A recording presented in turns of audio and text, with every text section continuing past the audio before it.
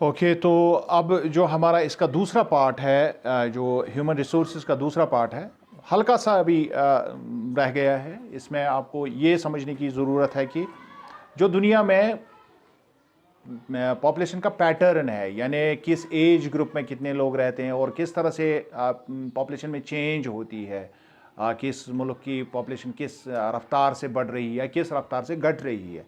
तो this is called pattern of population change. This is called pattern of population change. तो इसमें चंद एक बातें आपको याद रखने की ज़रूरत है कि पॉपुलेशन कंपोजिशन किस किस किस तरह की होती है। यानी जब हम देखते हैं कि किसी मुल्क की पॉपुलेशन, वो उसमें किस एज ग्रुप के क्या क्या लोग हैं, और इसके अलावा हम इसमें पॉपुलेशन पैरामीटर्स पर नज़र डालेंगे। उससे हमें पता चलेगा कि पॉपुलेशन को देख के हम किस तरह से अंदाज़ा कर सकते हैं कि किस मुल्क की हालत कैसी है, इकनॉमिकली, इक्तिसादी तौर पर, या ह्यूमन रिसोर्स की डेवलपमेंट वहाँ किस तरह से हो रही है।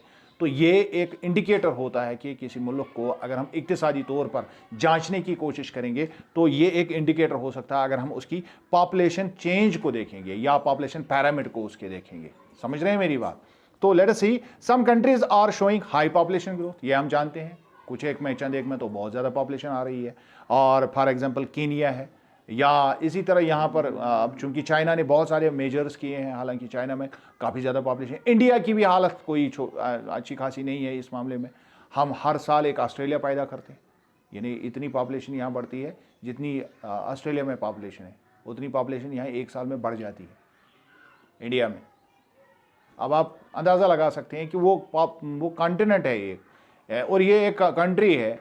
एक कंट्री, इतनी पॉपुलेशन ग्रोथ इसकी हो रही है कि एक कॉन्टिनेंट के बराबर जितनी वहाँ पॉपुलेशन है।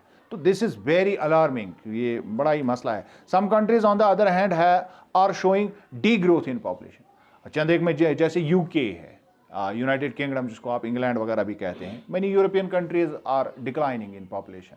अब ये अंग्रेज़ लोग जो हैं, चूँकि ये पढ़े लिखे हैं, ये बड़े ही मैनेजर तरीके से अपनी चीज़ों को कंट्रोल करते हैं, दैट इज़ वाई। और जब हम देखते हैं अफ्रीका की कंट्री कीनिया को देखते हैं, तो वहाँ के लोगों को एजुकेशन की भी कमी है और वहाँ पर बहुत सारे और भी मसाइल हैं जिनकी वजह से लोग इन बातों को शायद नज़रअंदाज कर जाते हैं। और पॉपुलेशन में जो तब्दीली आ रही है, एक है एक नेचुरल तरीके से बढ़े, दूसरा है कि ऐसा एक एक्सप्लोजन हो रहा है जो नहीं होना चाहिए। उससे बच्चों का जो बच्चे मतलब एक ख़ास एक पीरियड के बीच में जो उनका होना चाहिए, एक वक्फा होना चाहिए एक बच्चे और दूसरे बच्चे के बीच में, ताकि हर बच्चे की ग्रोथ जो उसका हक बनता है अच्छी तरह से हो जाए। इस तरह की चीज़ें जो है अफ्रीका में नहीं पाई जाती है। तो वहाँ पर बच्चों की ग्रोथ जो है वो भी कमज़ोर हो, बच्चे कमज़ोर जनते हैं लोग, और फिर उन बच्चों में बहुत ज़्यादा बीमारियाँ लगती हैं, बहुत सारे मसाइल वहाँ पैदा होते हैं। उनकी प्रॉपर एजुकेशन का मसला हो जाता है, फिर प्रॉपर हेल्थ केयर का मसला हो जाता है। आपने घर में भी देखा होगा, अगर एक बाप के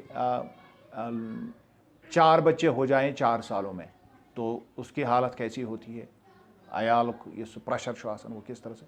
तो मुल्क का भी इसी तरह होता है, मुल्क का भी बिल्कुल वैसे ही होता है। अगर एक सेट सिस्टम के तहत, हम ये नहीं कहते हैं कि मतलब इस बात को कंप्लीटली इंसान ख़त्म ही करना चाहिए, पॉपुलेशन बढ़नी ही नहीं चाहिए। पॉपुलेशन बढ़नी चाहिए, अच्छी तरह से बढ़नी चाहिए। ये एक हेल्दी साइन है दुनिया के आगे बढ़ने का, क्योंकि ह्यूमन रिसोर्स सबसे बढ़िया रिसोर्स है।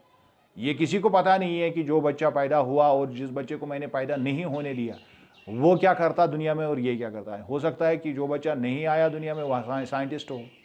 समझ रहे हैं मेरी बात? लेकिन एक बात ज़रूर है कि जब बच्चे पैदा हो जाते हैं तो उनका हक है कि हम उनकी education, health care, proper food, proper उनकी जो हाइजीन, उसका ख्याल रखें।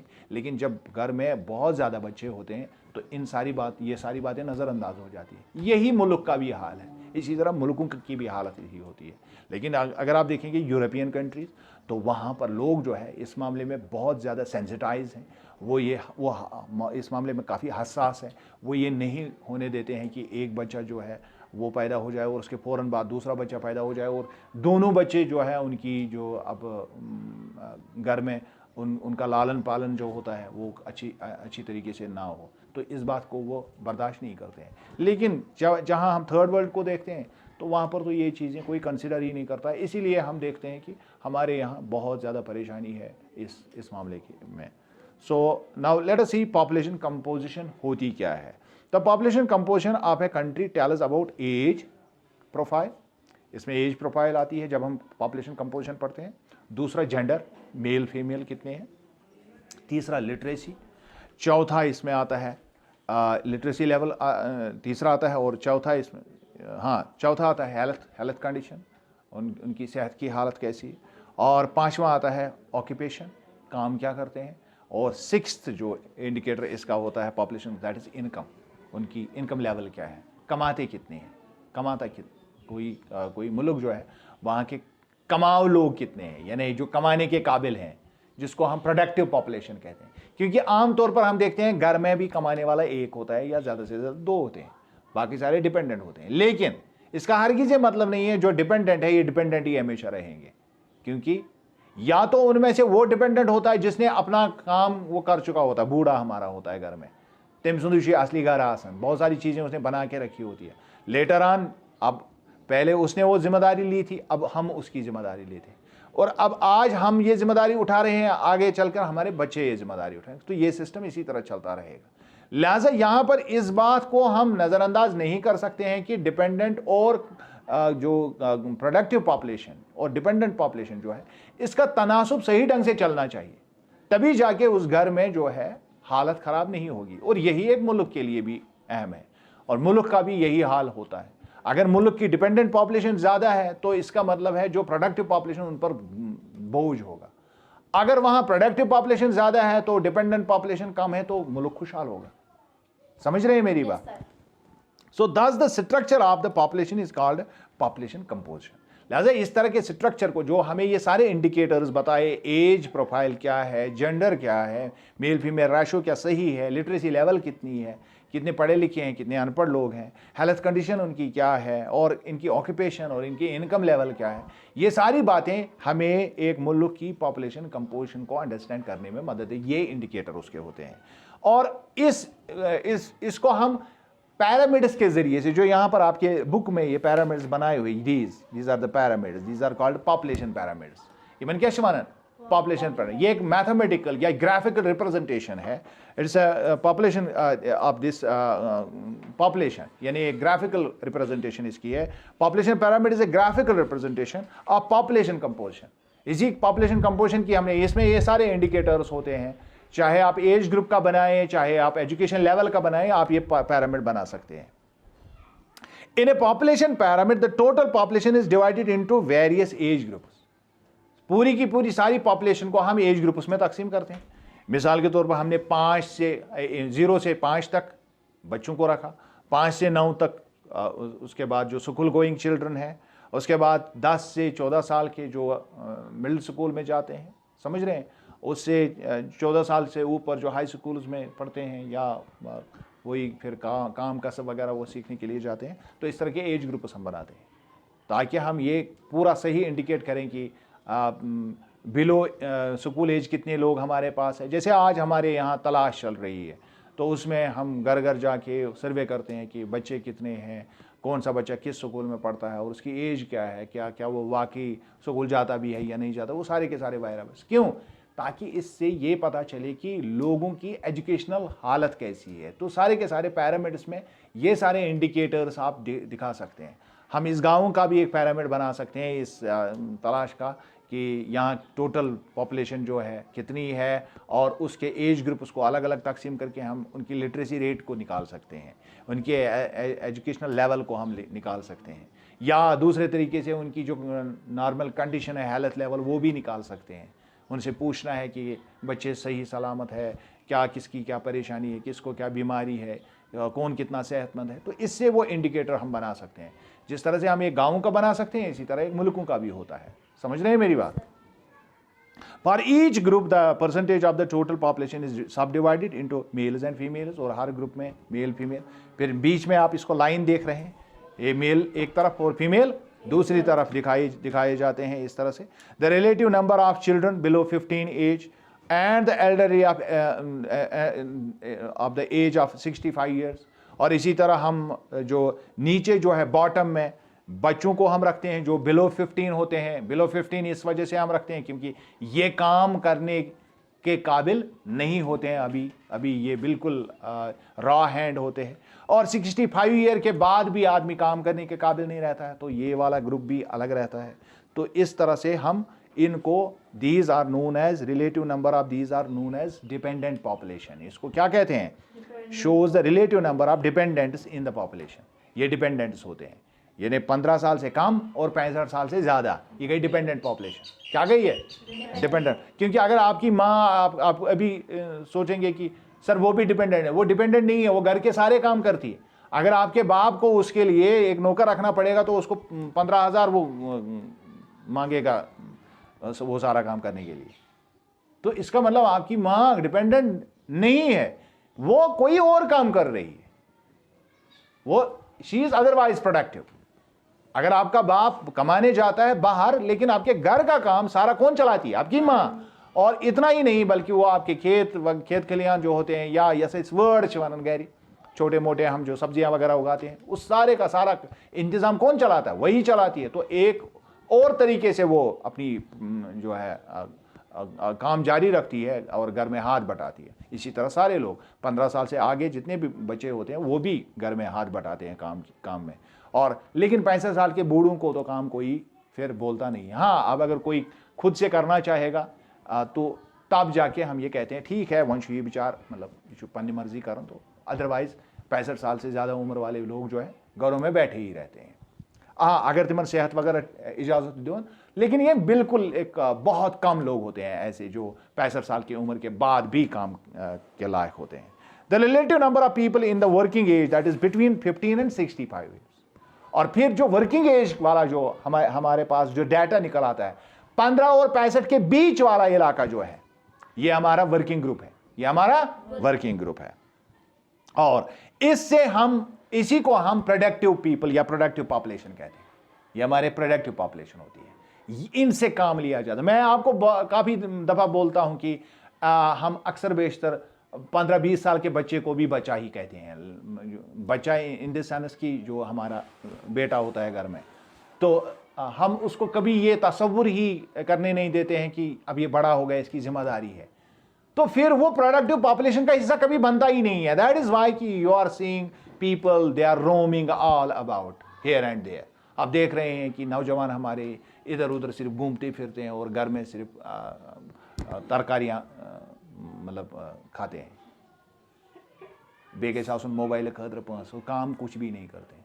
जबकि ये जो है, ये जो सिस्टम है, ये जो हमारे सोशोलॉजिस्ट्स हैं उनके मुताबिक, ये जो सोशल साइंटिस्ट्स हमारे, उनके मुताबिक एक 15 साल का बच्चा अब काम के काबिल होता है। समझ रहे हैं? उसको घर में जिम्मेदारी लेनी है। अगर वो जिम्मेदारी नहीं लेता है तो इसका हमारे समाज के ऊपर ही नहीं, उसके घर के ऊपर भी उसका असर पड़ेगा। और आप ये देखते हैं क्या होता है फिर घर में जो है बाप होता है सुशपत, यदि में 4-5 बच्चा ये थी 15 साल से ज़्यादा हो गए और वो काम कुछ भी नहीं करते हैं, तो फिर घर में पंगे होते हैं, घर में मसाइल खड़े होते हैं। अब ये चीज़ पहले से ही अगर पता हो कि 15 साल का बच्चा हो गया, अब अगर वो पढ़ रहा है, कोई खास उसका एम है, मकसद है, तो घर वाले उसको सपोर्ट करेंगे। नहीं पढ़ रहा है तो फिर काम करे। क्लियर बात समझ में आई? अब उसको घूमने फिरने के लिए जो वो अब फिर जोर जबरदस्ती करता है घर में, उसमें थोड़ी सी कदगन लगानी पड़ेगी, ताकि उसको एकदम उस पर बोझ नहीं डालेंगे, लेकिन थोड़ा बहुत उसको रेस्पॉन्सिबिलिटी देंगे, ताकि उसको ये पता चले कि मैं अब प्रोडक्टिव पॉपुलेशन का हिस्सा हूं। ये बड़ा ही अहम नुक्ता है और इसको हम सर पे नजर करते हैं। ये चीजें हम घरों में नहीं करते, करना चाहिए। और अब हम देखते हैं pyramid of Kenya, population pyramid of Kenya. The population pyramid of Kenya is very wide at the bottom. अब आप कीनिया के पिरामिड को देखिए, पॉपुलेशन पिरामिड को देखिए, ये यहां पर कीनिया का पिरामिड है। इसका बॉटम जो है, आप देख रहे हैं, इसका बॉटम जो है काफी खुला है, काफी वाइड है। खुला। इसका मतलब क्या है?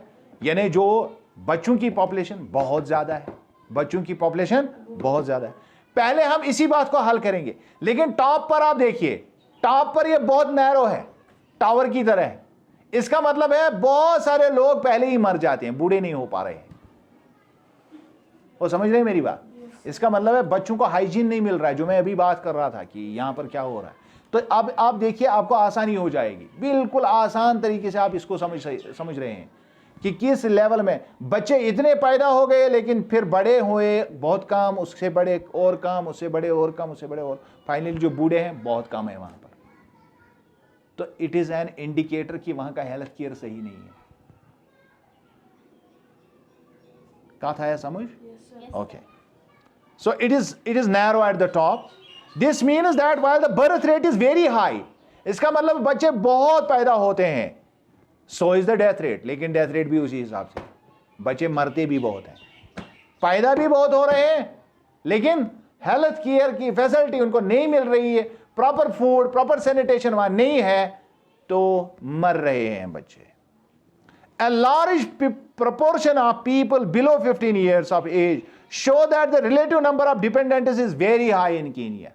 जब हम अब देखेंगे कि हम 14 और 15 साल के बीच का देखेंगे, 10 से 14 लिखा हुआ है, ऊपर लाइन खींची हुई है। अब नीचे पॉपुलेशन बहुत ज्यादा है, ऊपर पॉपुलेशन कम है। अब ऊपर वाला हिस्सा भी, आगे वाली लाइन पर 65 के ऊपर वाली लाइन भी काट दो, बीच में जो लोग रह गए हैं वो बहुत कम है। इसका मतलब है जो बीच वाले लोग हैं ये काम करने वाले लोग हैं, नीचे वाले और ऊपर वाले लोग जो हैं ये खाने वाले लोग हैं। खाने वाले ज्यादा हैं, करने वाले कम हैं। तो मुल्क क्या होगा, गरीब होगा या अमीर होगा? गरीब होगा। तो वो फिक्र कुछ पॉपुलेशन पैरामिड पढ़ा, बिल्कुल आसान है ये किसी भी पैरामिड को, जितने भी पैरामिड इसमें दिए हुए हैं, अब आप इनको अंदाजे से भी देख सकते हैं, ये बिल्कुल आसान है। नाउ लेट अस सी नेक्स्ट पैरामिड, इससे आपको आसानी होगी। अब इंडिया का दिया हुआ लेफ्ट साइड पर आपकी बुक पर, आप गौर से देखिए, ये वाला है इंडिया। अब आप देखिए, the population pyramid of India shows a wider base, नीचे बहुत खुला है, अच्छा खासा खुला है, but the middle portion of the pyramid is healthy shape, लेकिन मिडल पोर्शन इससे बेहतर शेप में है। मिडल पोर्शन बेहतर शेप में है, मतलब लोग कमाने वाले हैं, अच्छे खासे लोग कमाने वाले, हालांकि ऊपर और नीचे की पॉपुलेशन भी काफी है, लेकिन बीच वाले लोग भी बहुत हैं। अच्छा हेल्दी साइन है ये।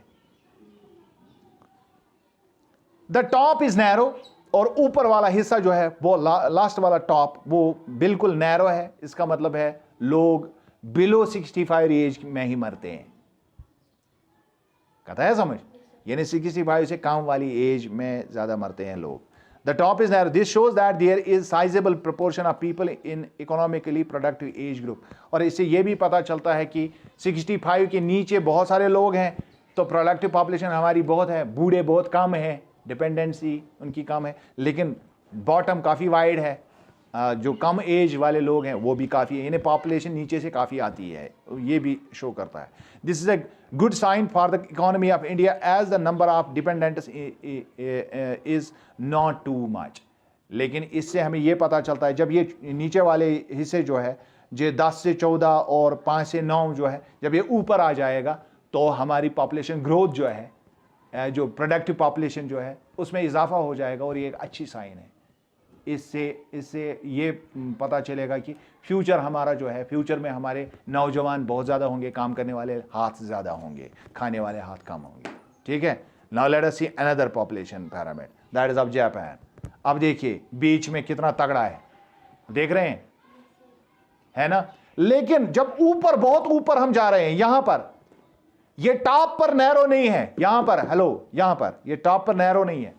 जब ये क्रॉस कर जाएंगे, 65 में चले जाएंगे, काम के काबिल नहीं रहेंगे, तो बूढ़े ज्यादा हो जाएंगे। दुनिया में सबसे ज्यादा बूढ़े जापान में ही।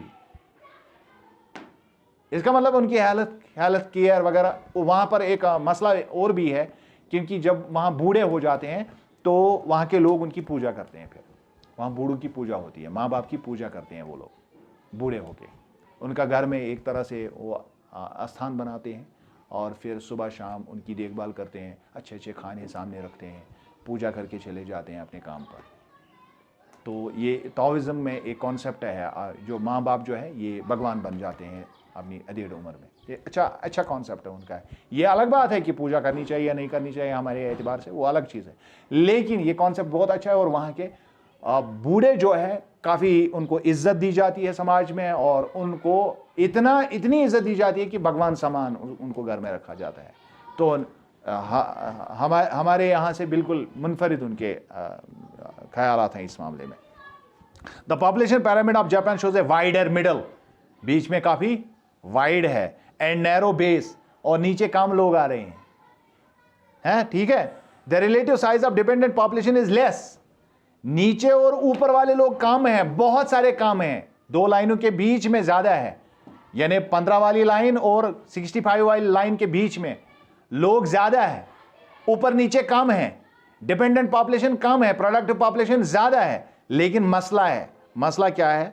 While this is an ideal for the present, आजकल के लिए ये तो अच्छा है, but it does not hold good omen for future. आने वाले वक्त में ये मसला करेगा, क्योंकि ऊपर वाली लाइनें जब यहां क्रॉस करेंगी 65, बूढ़े ज्यादा हो जाएंगे, प्रोडक्टिव पॉपुलेशन, नीचे से कम आ रहे हैं बच्चे, तो इससे भी परेशानी होती है, इसको बैलेंस करना होता है। यानी आज तो हम कह सकते हैं कि जापान का पिरामिड ठीक है, लेकिन आने वाले वक्तों में ये अच्छा साइन नहीं, आने वाले वक्तों में मसला हो सकता है। So in future there would be more elderly and less people in the working age group. आगे चलकर ज्यादा बूढ़े होंगे समाज में, काम के काबिल नहीं रहेंगे, और जो नीचे प्रोडक्टिव पॉपुलेशन, काम करने वाले वर्किंग हैंड्स कम पड़ जाएंगे, तो ये भी एक अच्छी चीज नहीं है। That is why we off and on we say कि इसमें पिरामिड में एक बैलेंस होनी चाहिए, वही मुल्क तरक्की कर सकता है, वही मुल्क आगे चलकर उसकी एक सस्टेनेबल डेवलपमेंट हो सकती है इस ह्यूमन रिसोर्स में। Thanks a lot. ये हो गया 20 मिनट का वीडियो।